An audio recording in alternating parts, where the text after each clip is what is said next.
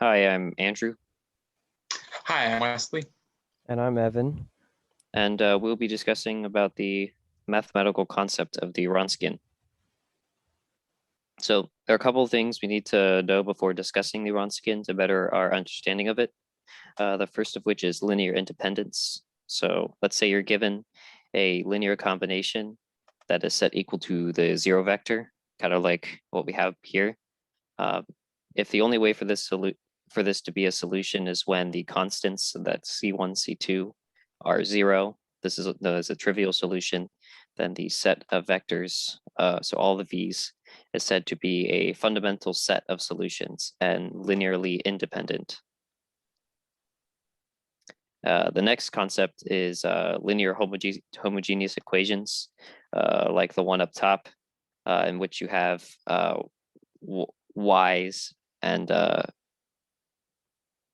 so basically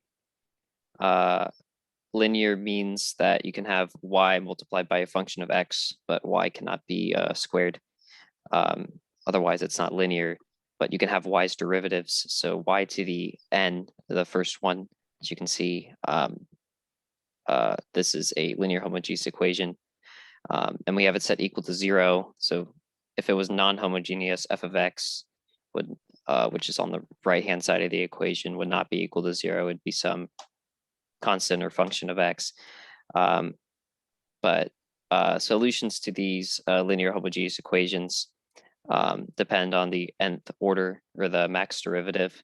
So a linear homogeneous equation with a third derivative would have three linear independent solutions.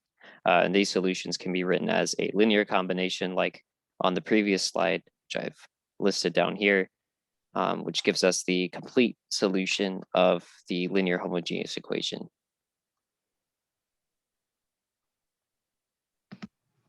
Next, we have to talk about the determinants of a matrix.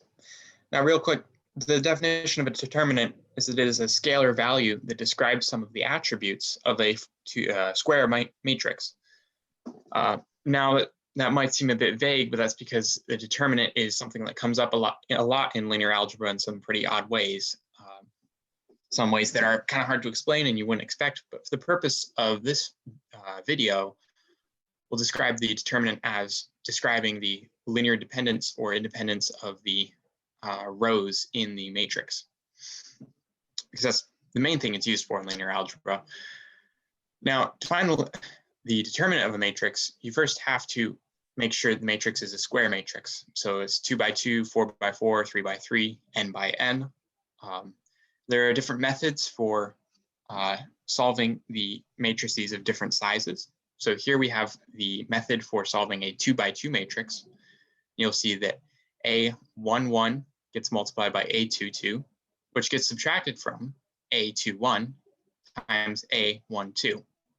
And that will give you the determinant of the square matrix.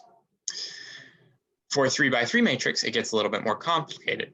We use a special method where you take the first two columns of the matrix and copy them to the end of the matrix, and then multiply the values in this sort of diagonal order that we have listed here. You subtract the top products from the bottom products, and that will give you the determinant of a 3 by 3 matrix. For matrices higher than 3 by 3, there are some methods that you will go through in more advanced linear algebra, but these aren't really necessary for this video, which is only intended to be a brief overview of the Wronskian. So moving on to the next slide, we can actually describe what the Wronskian is. Now, the Wronskian is a scalar value. That's because it is actually the determinant of the matrix of a set of functions. Now, the Wronskian is used to describe the linear independence of this set of functions. So if, as listed here, if the set of equations you are taking the Wronskian of is linearly independent, then the Wronskian will be a non-zero. So briefly, just describing, bringing back your attention back to what linear independence was described as earlier. For the values y1, y2, all the way to yn, if we want to ensure that these values are linearly independent, then we will use a Wronskian. Now, the Wronskian will be non-zero if this set of values is linearly independent, but it's important to note that the Wronskian equaling to 0 does not necessarily imply linear dependence. There are some subtle nuances and exceptions where the Wronskian will equal 0, but it won't imply linear dependence, and you need to be aware of these. However, they're not terribly common. Now, the Wronskian is found by putting the set of functions into the following matrix and taking their determinant. So you see here, we have the top row, or each column is dedicated to a y value in our set of functions. It goes from y1, y2, all the way to yn. And each row will be a derivative.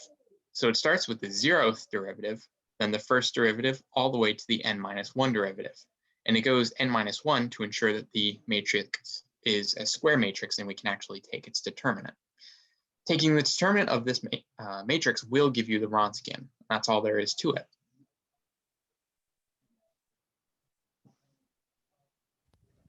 So here's an example of computing the Wronskian with a set of functions. So we have e to the x and e to the negative x. So we have our y1 and our y2. And what we do is we set up a determinant where we put e to the x and e to the negative x on the top row here, and then their respective derivatives on the bottom. The derivative of e to the x is just e to the x, and the derivative of e to the negative x is e to the negative x. And then we just compute the determinant. And that's just multiplying e to the x, this is with the 2x2 matrix, by negative e to the x, or negative e to the negative x, and then we subtract by the product of e to the x times e to the negative x. And these can be rewritten as basically -1 minus 1, which is going to compute to -2. So since our determinant is non-zero, that implies that this set of functions is linearly independent. And so here's some real-world applications when it comes to using Wronskian. And it's often, like we discussed, used to determine if a set of functions is linearly independent.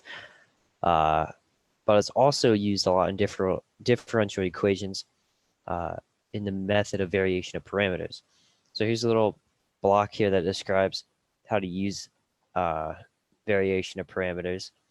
And some of this stuff may not be familiar, but after finding the complementary function, we actually compute the Wronskian.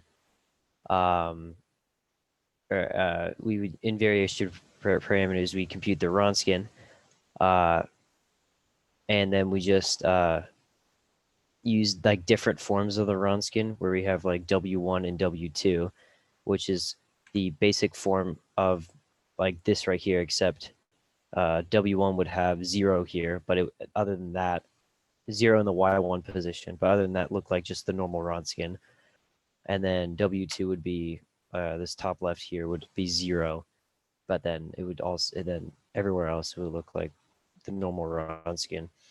And you basically just, you have these